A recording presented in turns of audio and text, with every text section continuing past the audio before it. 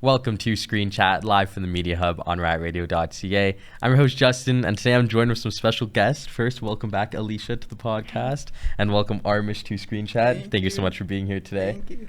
So, it's going to be a very fun episode today because as you guys see from that title card, we are breaking down The Weeknd, one of the, biggest pop stars in the world right now, and now turned actor. So, we do got a lot to talk about, and I thought, you know what, of all my people in my life, I feel like you guys are the two biggest Weeknd fans, so I think this works out for this conversation. So, yeah, you guys ready for today? Yes, of course. Let's go. Okay, cool. So, off rip, you know what, The Weeknd, he is one of the biggest pop stars in the world. He probably is the biggest, in my opinion. I think you guys would agree on that as well.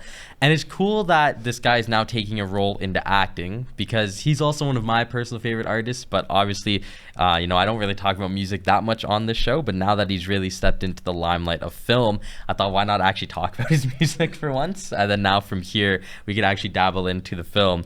So with The Weeknd, how long have y'all really been listening to him? I'm just looking at you. How long does it, when you hear about The Weeknd, how long have you been a fan?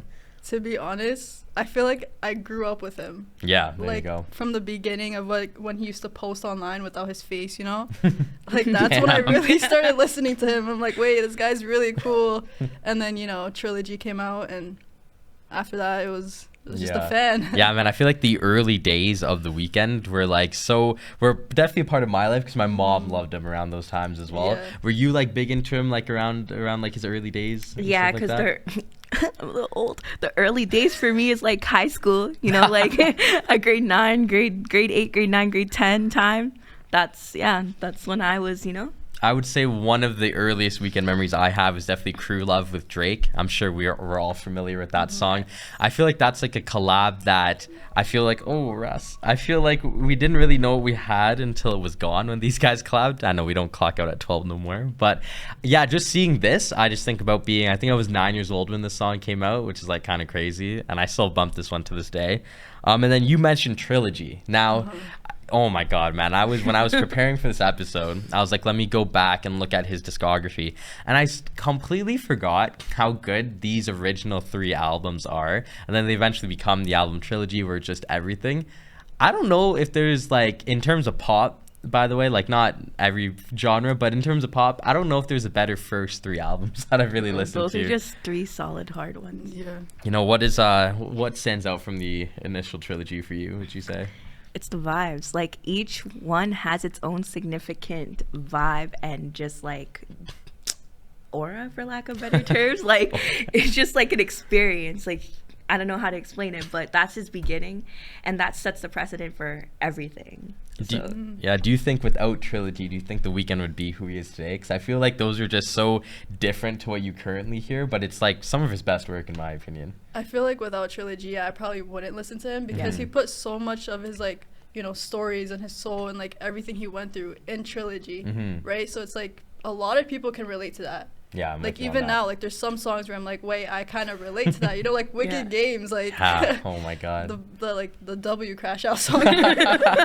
Nah, for real, yo.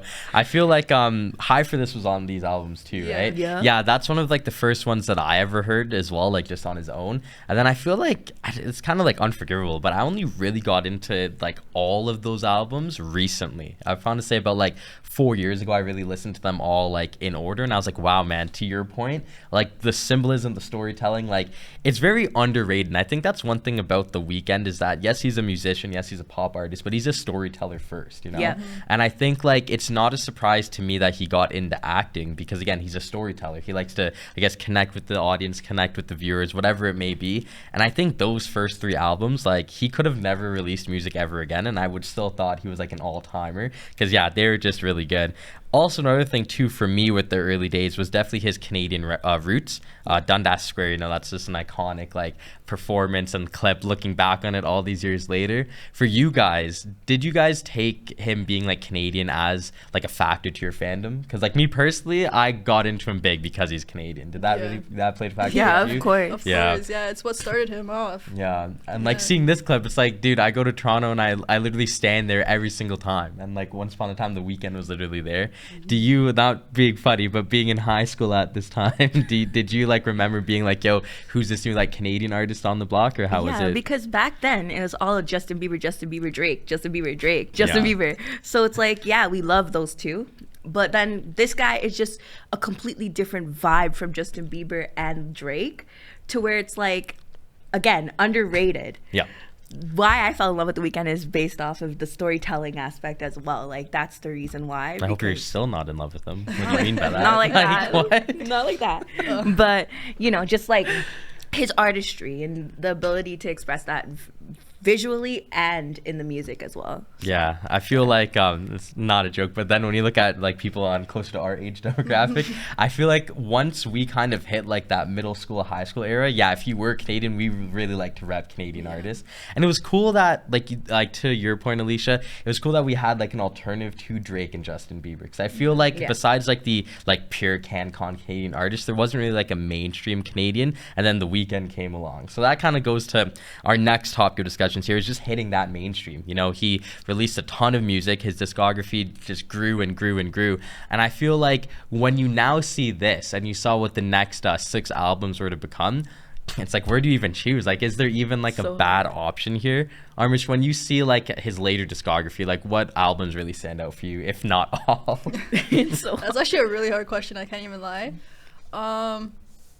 I'd say Starboy is what really got me into it. I feel like that's what got a lot of people into it, because he just kept playing on the radio and stores, you know. Yeah. TikTok, I don't know if it was a thing back then when the album came out, but I mean, Instagram Reels too, like everyone was playing the song.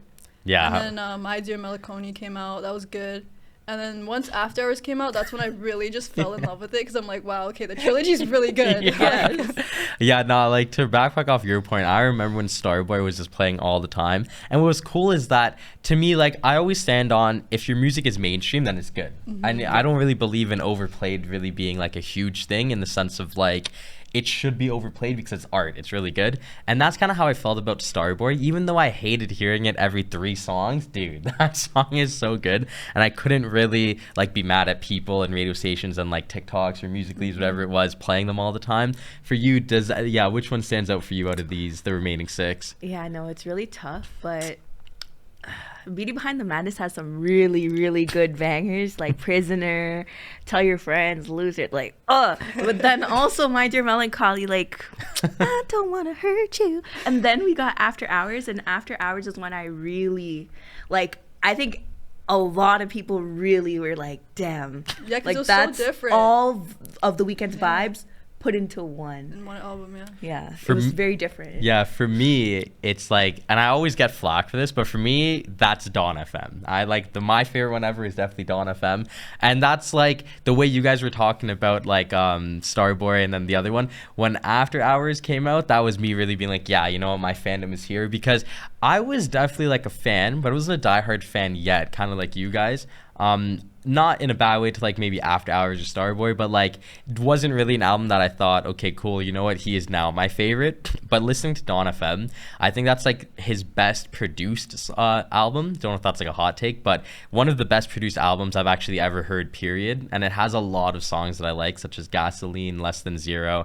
And like, I just think, to me, the fact that like at that time as well, I didn't know if he was making any more music. I was like, damn, if that is his last project, then I'm okay with that. So yeah, another thing too that I liked is his commitment to recording these albums as well, because this is a lot of music to put out. And like, it was cool seeing him, I guess, show us that with like different recording pics. There's a lot of meme pics as well around this time. When you guys would see him post or see photos like this, did you guys get hyped for the new projects that you thought were coming out? Obviously. All the time. Yeah. Because like, he's not a very social person. I feel like he doesn't make a lot of like videos of him speaking. And like, I guess, Armish, walk me through the excitement. Like, when you would see like these random photos of him and like that he put out, what would be going on in your mind? Oh my god, I would literally put my phone down, start dancing around the room. I'd save the photo first. Yeah. And then, you know, I'd go back to it after the album came out. But, you know what? Like, it's really good because Michael Jackson is actually one of my like favorite artists too, and I feel like he uses a lot of his like, you know, melodies and like Dirty definitely Diana too. inspiration. Like, Yeah. He did a whole song. yeah. When I heard that for the first time, I couldn't believe it. I didn't know that he covered that. So yeah, I feel like artists these days, they're so tapped in on social media. So when a big artist like The Weeknd isn't, I know like this photo to someone with no context just seems like someone like playing the piano, but this was huge for Weeknd fans. And I feel like he still kind of, I guess in a sense, keeps that same vibes, because even though he's now posting a little bit more because he's pursuing acting, that's still, I guess, not the Weeknd persona that comes out. So seeing this was always a nice touch. And this kind of like goes to I guess my next point here that I want to make is that in these recordings he'd also do a lot of collabs, and I feel like his collaborations with other artists, we're going to start with Drake. I feel like when just seeing The Weeknd and Drake together, it seems now like a distant memory today, but like when you would see these, Alycia, were you like hyped that like The Weeknd and Drake would be posted up before their beef? It's Canada x Canada, like of course. It was always a good time seeing them together. I know like their beef today is like really hard for you because I don't really listen to a lot of The Weeknd now in front of Alycia, just out of, I guess, loyalty to Drake. But then sometimes I cave in, you know, like sometimes you just gotta bump it. Another one that he did were various collabs with Daft Punk on Starboy, and like I just think this is awesome. This is a hard photo. Eldon was like, they look like they're from Star Wars earlier. And like, it's cool because when you put yourselves in like, I guess the music world, Daft Punk are massive. So the fact that like The Weeknd has, like he could even post up with Daft Punk like this, I think is awesome. Did the Daft Punk collab, did it do it for you? Like, did you really like that era? I loved it. It was such a peaceful song. Like, Feel It Coming was like. Yeah, I Feel It Coming. Yeah. It's like, it's not a skippable song. Sorry. Yep. Yeah, I'm with you on It's that. just, you gotta play it. And it puts everyone Every on time. too. Like, Yeah, literally, right? Which is so cool. Another big collab that he did was with Ariana Grande. They have that Save Your Tears remix that I actually like. I know a lot of people don't like love it. I personally like it. And I think these two are just so, like, both of them individually are two of my favorite, I guess, musical artists of all time. So seeing them have a track and have performances together, I really like. I know a lot of people ship them as well. I don't think we're ever going to see that now, unfortunately, considering how... I think Ariana Grande is still married, if I'm not mistaken. I don't think so. Oh, she's Nah. not? She's not. So you're telling me there's a chance? Oh no, she's known for being No, homeward. I think he's in a relationship too, so probably not. Oh, damn. You know the lore. You know the inside scoop there, eh? Yeah, I mean, yeah, but I want to see more music from them. Am I missing like other songs that they've done? or is They it did just- Love Me Harder. Oh, yeah, and that Off one. the Table. Ooh, Off the Table. as well. Is that an Ariana Grande song? Or? Ariana Grande and The Weeknd. Okay, Is okay. Die For You a remix too, or? I think Oh. Die For You is a remix. Yes, I think okay. there's a remix So of that Die For You remix as is really well. good. Yeah. Yeah. I actually really like that remix. I'm not gonna lie. So yeah, they do have a few more as well.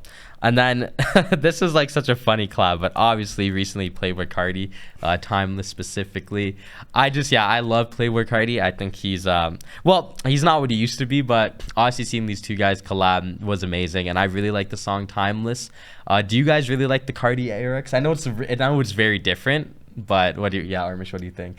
I like it. Yeah, you're with it? Okay. Yeah, I like it. It's really different from all his other songs. Like, all his other songs are like really slow R&B. Yeah. And this one's just like, you know, kind of like a Upbeat. fire. It gives you adrenaline. Like, Yeah. it's like a pre-workout song. You know? Honestly, yeah, like it's pretty peak, and they're going on tour together as well. So like, it's crazy that this guy's still doing tours whilst like I guess being in post production of his film. So I think it's gonna be cool to see their tour. And like, he did Rogers Center a couple years ago, and it was crazy. Now imagine Rogers Center with all those people and Playboi Carti. Like, that's gonna be like a movie. I almost cussed. It's gonna be a movie. So are you going to that one this time around? No, Or? I'm not going to the concert. I hear that. Yeah. Unfortunately. Because you were at the last one though, right? No. Oh, you weren't? Why did I think you No. were? I was not. I didn't go to any concert. Damn, why did I swear you showed me a video of you at the No. Weeknd concert. That wasn't me. Bro, I'm actually ripped. You know too many people. I know, that's You know, probably too what many it people. A lot of is. people from high school did go, so it's probably like, you know, Yeah. me showing you a video, but not Mhm. me physically there. Oh, okay, My that's friend probably did what it was. FaceTime me though when she did go to the Oh, concert. you so- know what? That's what I'm thinking of actually, Yeah. because you did tell me that. Yeah. Well, we're gonna manifest that we somehow all end up there this time around. Before we fully skip over collabs, is there any ones that I forgot that you guys really like that stands out? All of his Lana Del Rey collaborations Oh, yeah. are bangers. Damn. Every single one, starting with Prisoner. Okay, continue. Tell us more about those songs. Prisoner is like if you know the Weeknd's vocals and you know Lana Del Rey's vocals, then you'll know that they both just mesh, and like it's just beautiful. And then he's got now the Abyss on Hurry Up Tomorrow, and oh my god, like masterpiece. I just feel like Hurry Up Tomorrow is so theatrical. Yeah, that's a good take, honestly. Yeah, any other collabs for you, Armish? Or? I don't know. I feel like him and Travis Scott was a good collab too. For sure. Honestly, I love Travis K-pop Scott. was a good song. Wonderful. At first, I can't lie, I did not like the song, but you know, I started listening to it a bit more. Yeah, there you go. Yeah, You Whispered It, Wonderful. That's another one. Yeah, Wonderful. That's a banger as well. I feel like Travis Scott, his style, like as a rapper, complements The Weeknd as like a pop artist that could do the hooks so well. And I feel like their collabs are very underrated. And I wish we got to see more of them because we don't have a whole lot. Not a lot, yeah. But yeah, hopefully they make more. But yeah, so I know you actually teased upon this earlier, but one of my final talking points are unskippable songs. What is one that you will never skip, Armish? Listen, if you're a Weeknd fan and there's a song playing in the car, you should never skip it. There or you go. are a fake fan. Like, I'm so sorry, but Drop like, the mic. You know? None of the songs are skippable. If you could only choose one, what do you think it would be for you? Probably King of the Fall. Okay, that's King a of the good Fall, show. That's a good song. Okay. It's a long song, so I like it, you know. Yeah. It's Yeah, like there you go. Which album's that from again? Kissland. No, wait, no.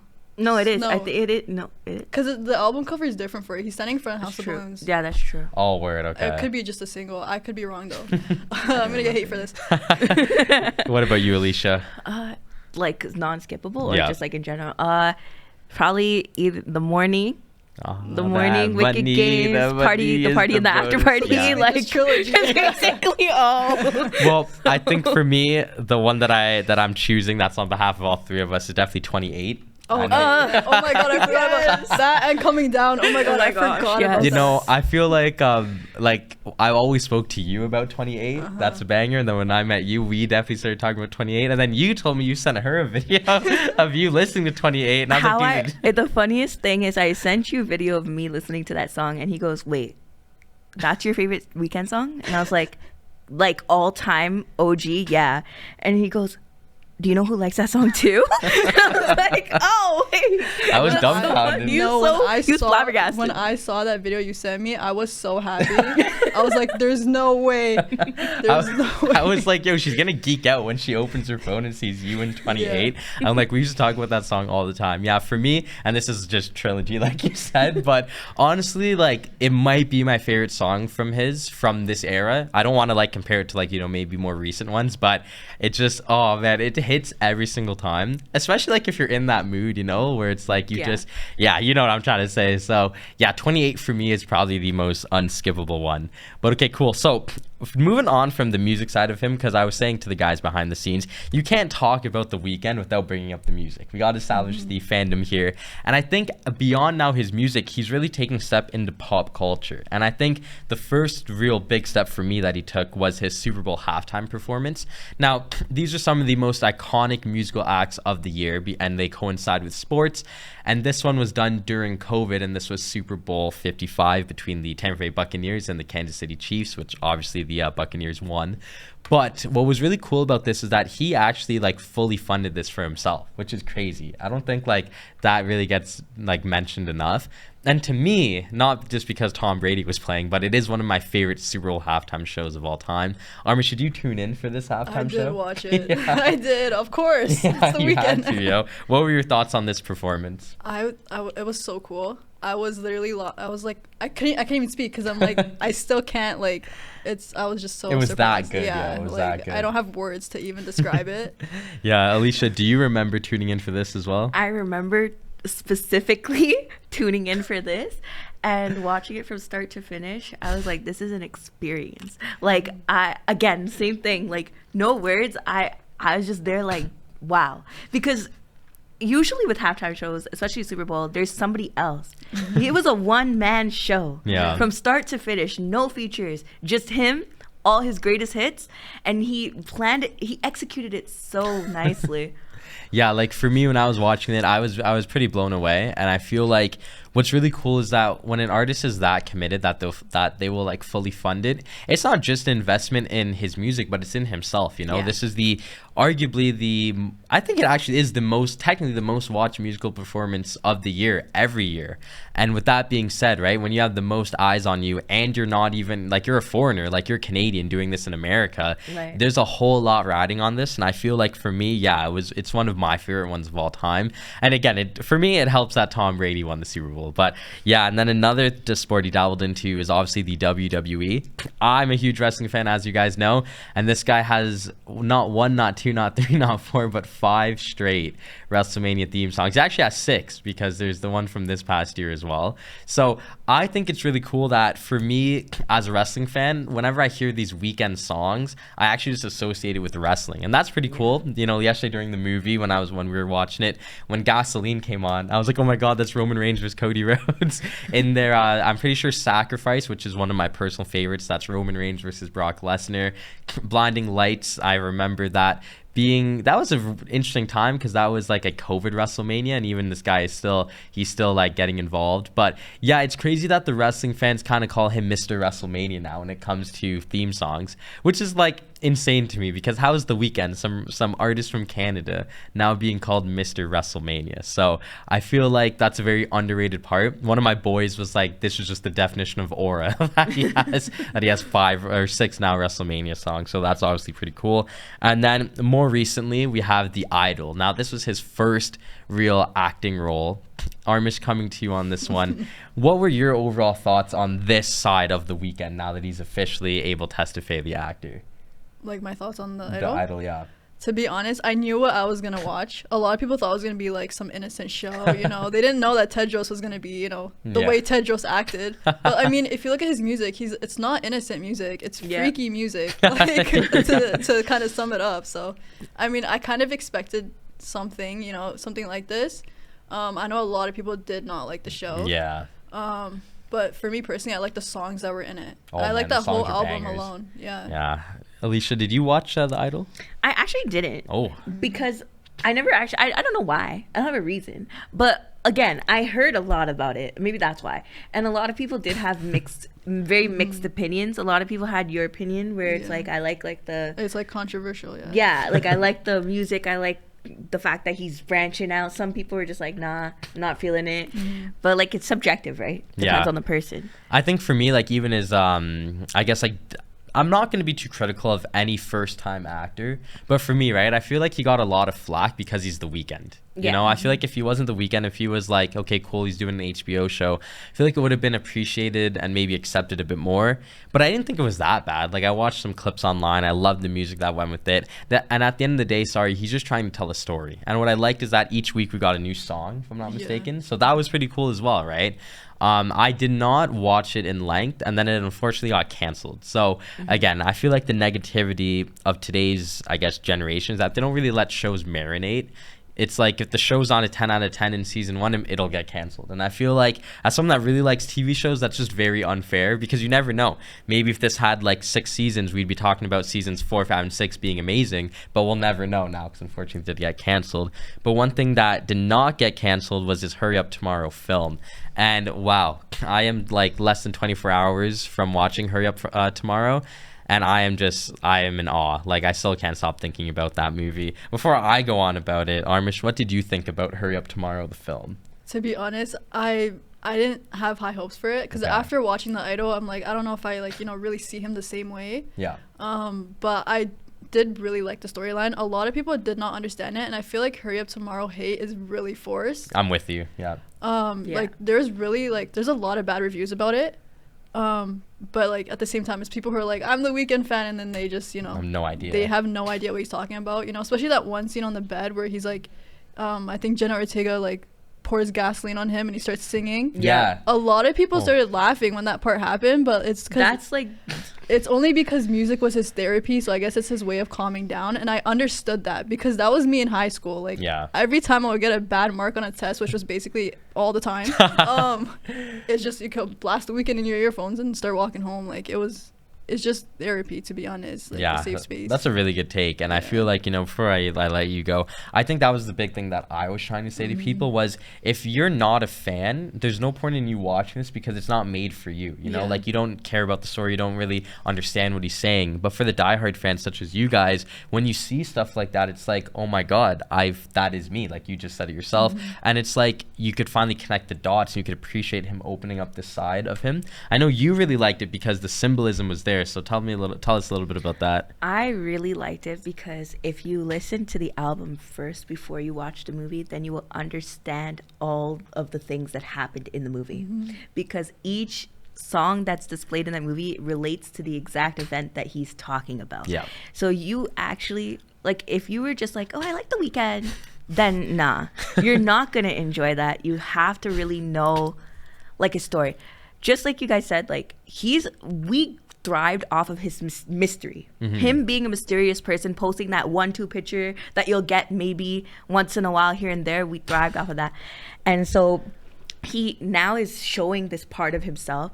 A lot of people were criticizing it because of his acting skills, but this movie was not about him acting. And it wasn't even bad acting too. It was actually good acting. He's literally playing himself. Yeah. Who else is he supposed to be, right? So it had to be natural. Like, even his little quirks when he was like, shut up. And he was like, I got calls right now. Do you not see my phone? Like, that's like how somebody would actually probably talk, like, realistically, right? So he's just depicted himself. And the scene that you specifically just spoke about with Jenna, when she was like saying to him, she had him tied up and he had the gasoline, I thought that was so amazing, because literally it was like the whole time he was struggling because he lost his voice. And it was a mental struggle. Like, the doctor literally said, it's not physical, it's all in your mind. You need to, like, chill.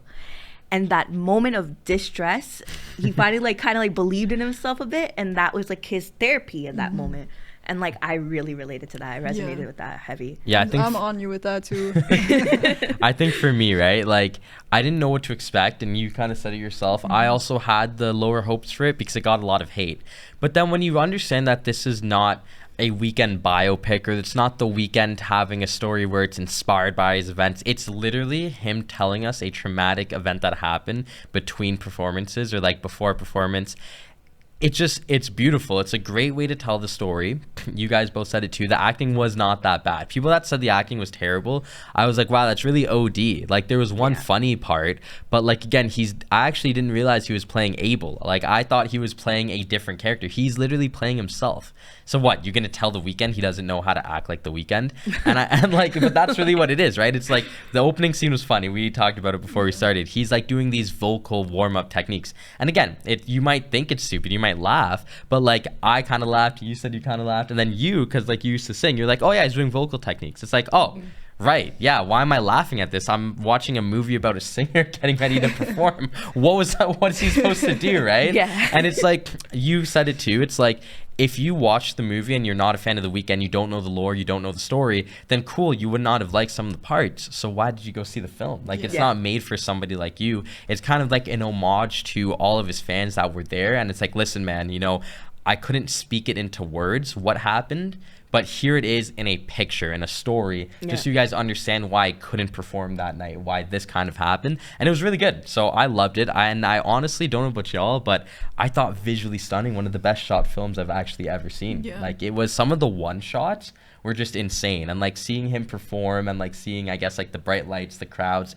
it was nuts. Like, basically what goes through his head when he performs. Like, it was so cool to, like, feel like you were in his mind. Essentially, And, like, I just feel like a lot of artists, I wish, not necessarily they did movies like that, but, like, let's take somebody like, okay, no, not that. Let's take Taylor Swift, right? She made the Eras Tour movie, but it wasn't really an Eras Tour movie. It was just us watching, the performances, right? But if she did the Eras Tour film the way Hurry Up Tomorrow was done, dude, that would have been, like, legendary, you know? Only because that was one of the biggest tours ever, if not the biggest tour, right?